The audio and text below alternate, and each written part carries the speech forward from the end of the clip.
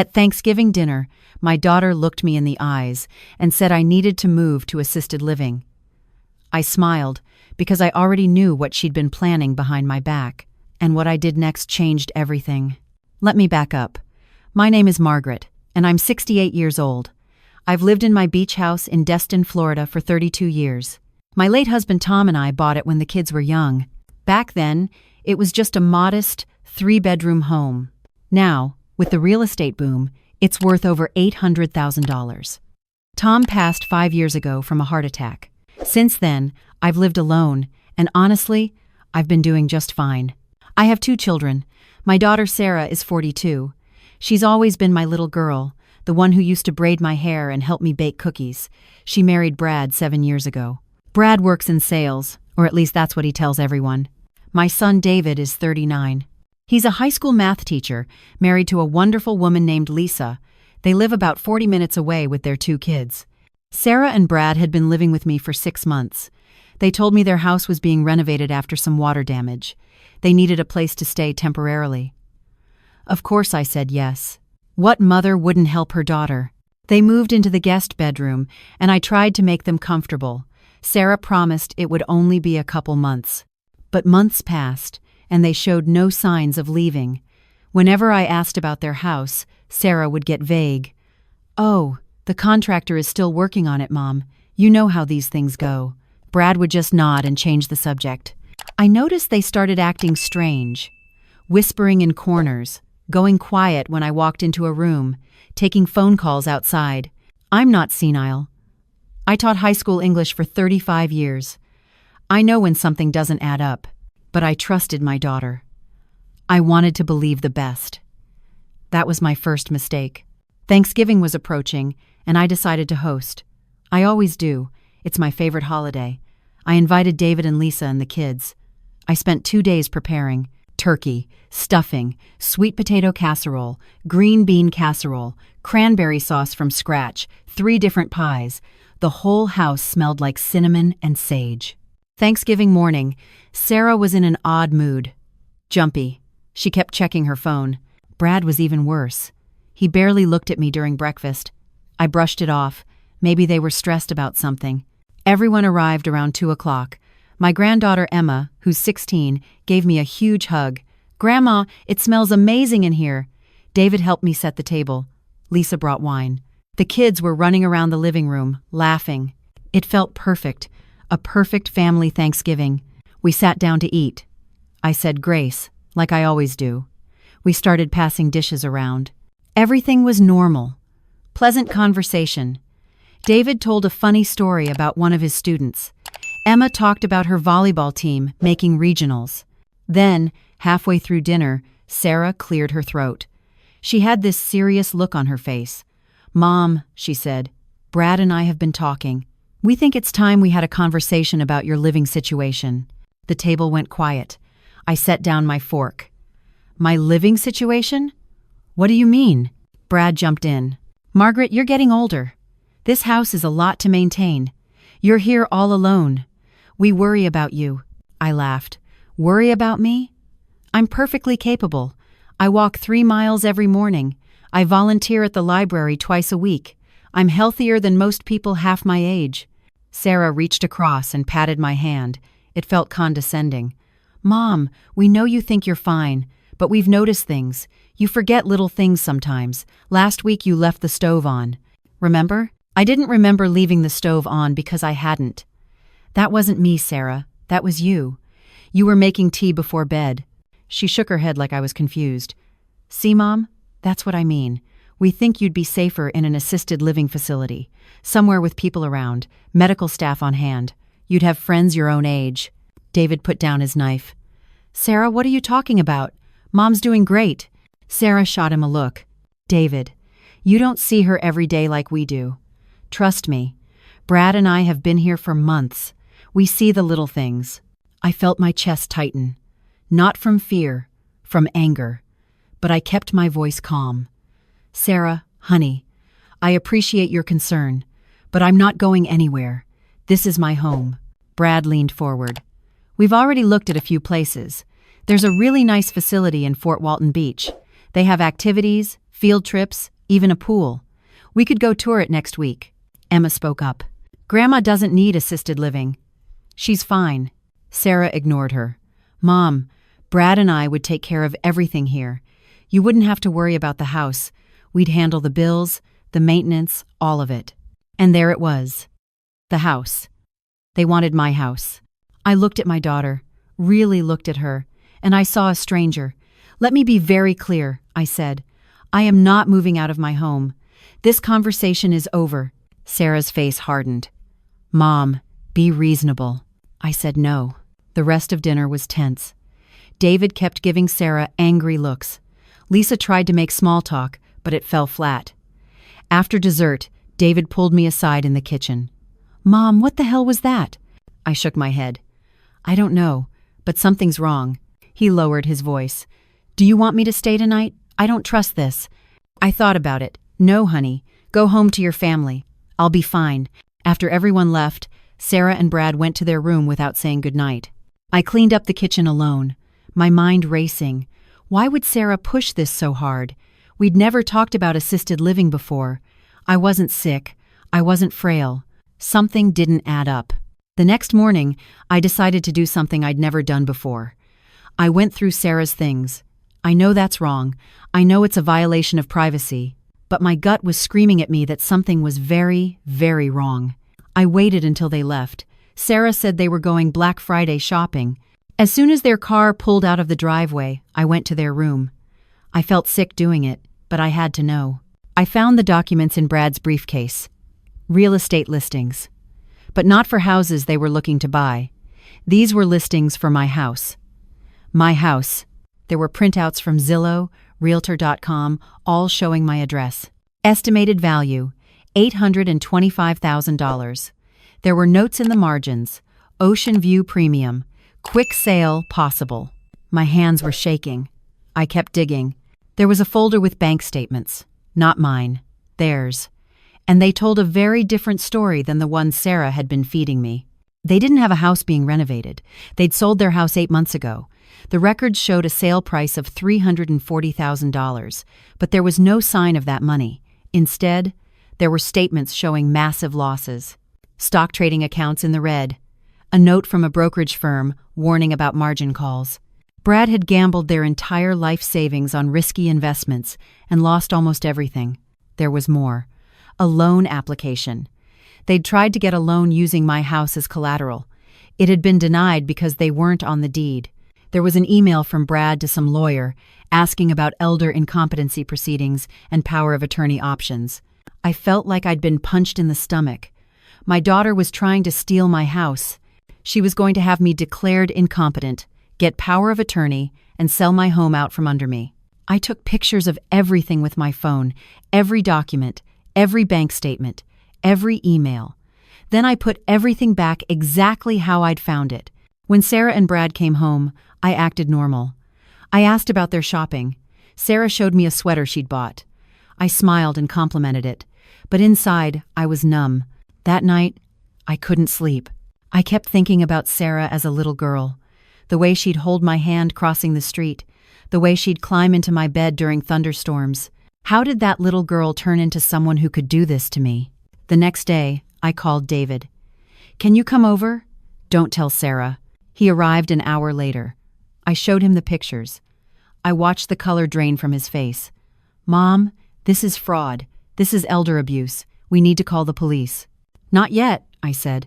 I need more evidence. I need to catch them in the act.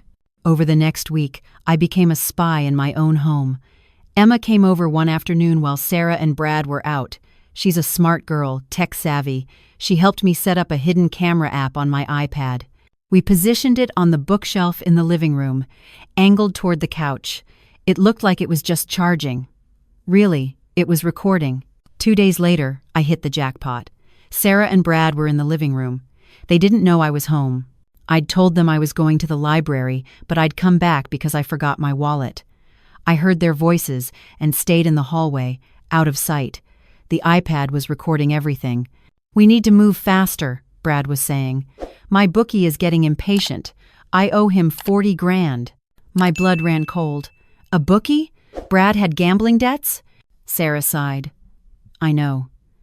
But we can't just force her out. We need her to go willingly. If we push too hard, David will get suspicious. David's already suspicious. We need to get that power of attorney signed. Once we have that, we can sell the house and she can't do anything about it. How do we get her to sign it? Tell her it's for medical emergencies. Make it sound like we're being responsible. She trusts you. She'll sign. Sarah was quiet for a moment. Then, what if she doesn't? Brad's voice got harder. Then we move to Plan B. We have her evaluated by that doctor friend of mine. He'll say she's showing signs of dementia, memory loss, confusion. With a medical professional backing us up, we can petition the court for guardianship. Brad, that's fraud. It's survival. We're $50,000 in debt. We need that house money. I'd heard enough. I quietly slipped out the front door, got in my car, and drove around the block. My whole body was shaking. When I came back 10 minutes later, I made sure to slam the door. "I'm home!" I called out brightly. Sarah came out of the living room, all smiles. "Hi, Mom. How was the library?" I wanted to scream at her. Instead, I smiled back. It was lovely. That night, I called an attorney. Not just any attorney. I called Patricia Henshaw, who specializes in elder law. I'd met her at a library fundraiser years ago. She'd given me her card and told me to call if I ever needed anything. I went to her office the next morning. I brought all the evidence, the photos of the documents, the video from the iPad. I laid it all out. Patricia's face grew grimmer as she reviewed everything. "Margaret, this is serious. What they're planning is elder fraud, possibly attempted theft, conspiracy to commit fraud. You could press criminal charges. I want them out of my house. I want to make sure they can never do this to anyone else. We'll need to be strategic. First, I'm going to draft a new power of attorney, making David your agent. We'll revoke any access Sarah or Brad might claim. Second, I'm going to put a fraud alert on your property. No one can sell or refinance it without your physical presence and 2 forms of ID. Third, we're going to file for a restraining order. Will that be enough?" She looked at me seriously. "I also think you should report this to the police. What they're doing is criminal." I took a deep breath. "Okay, let's do it." The next part happened fast. Patricia worked quickly. Within 2 days, all the legal protections were in place. The fraud alert was on my property. David was my power of attorney. Patricia had even contacted the medical board about Brad's doctor friend, who was apparently willing to file false medical evaluations for cash. That doctor was now under investigation. On Monday morning, exactly 1 week after Thanksgiving, I asked Sarah and Brad to sit down with me. They thought I was going to tell them I'd decided to move to assisted living. Sarah actually looked excited. I had David there too. And Patricia. And 2 police officers. Sarah's face went white when she saw them. "Mom, what's going on?" I kept my voice steady. "I know everything, Sarah. I know you sold your house. I know Brad gambled away all your money.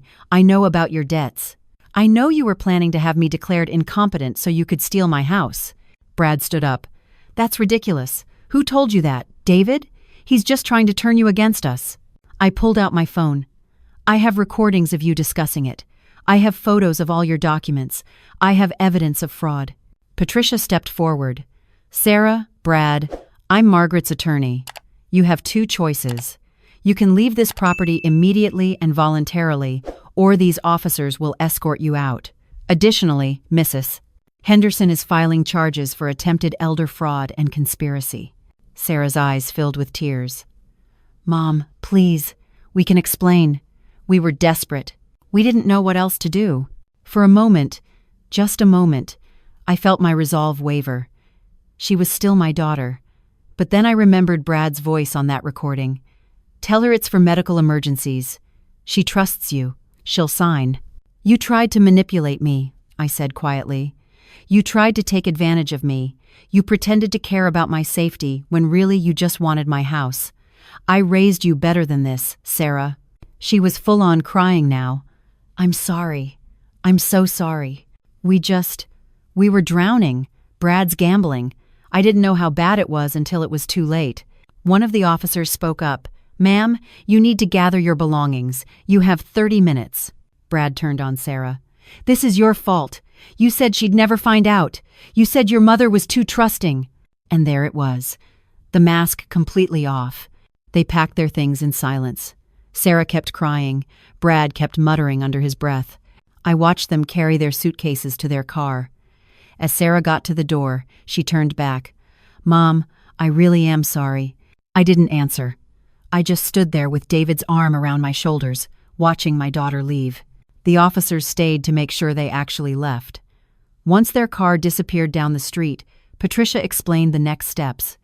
Criminal charges were being filed. There would be an investigation. Depending on what the DA found, Sarah and Brad could face jail time. After everyone left, it was just me and David. We sat on the couch, not saying anything for a long time. Finally, David spoke. "Mom, I'm so sorry. I never thought Sarah would do something like this. Neither did I. Are you okay?" I thought about it. Was I okay? My daughter had betrayed me in the worst possible way. She'd tried to steal my home, my independence, my dignity. She'd been willing to have me declared incompetent, to lie about my mental state, to manipulate me into signing away everything. But I'd stopped her. I'd been smart enough to see through it, strong enough to fight back, and brave enough to protect myself. "I will be," I said. Over the next few weeks, more came to light. The investigation revealed that Brad owed money to multiple bookies. He'd taken out loans from loan sharks.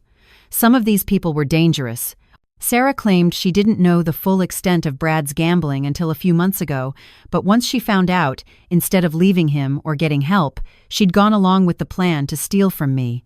The DA offered them a plea deal. Plead guilty to attempted fraud, enter a rehabilitation program for Brad's gambling addiction, and they'd avoid jail time but would have to do community service and pay restitution. They took it. I updated my will. Everything goes to David now. Sarah gets nothing.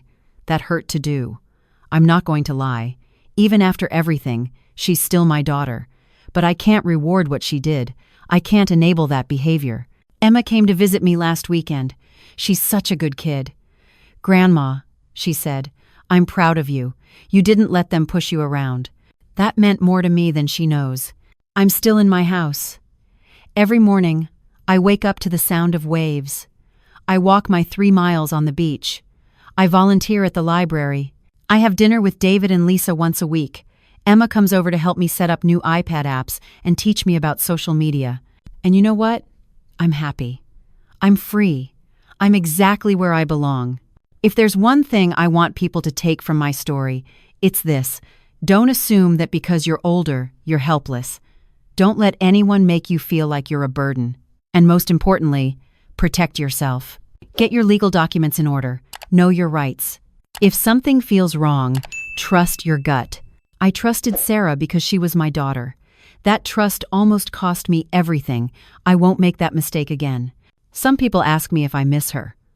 Honestly, I miss who I thought she was. I miss the little girl who used to dance in the kitchen with me. But the woman who tried to steal from me, the one who was willing to have me declared incompetent for money, I don't know that person, and I don't want to. David says maybe one day, years from now, Sarah will truly understand what she did. Maybe she'll get real help and become a better person. Maybe we can have some kind of relationship again. I don't know if I want that. Right now, I'm focusing on me, on my life, on the people who actually care about me. This house, this beautiful beach house that Tom and I built our lives in, it's mine. And it's staying mine. I earned it. I deserve it. And I'll be damned if I let anyone take it from me. So when people ask me how I'm doing, I tell them the truth. I'm doing just fine. Better than fine, actually. I'm strong. I'm independent. And I'm not going anywhere.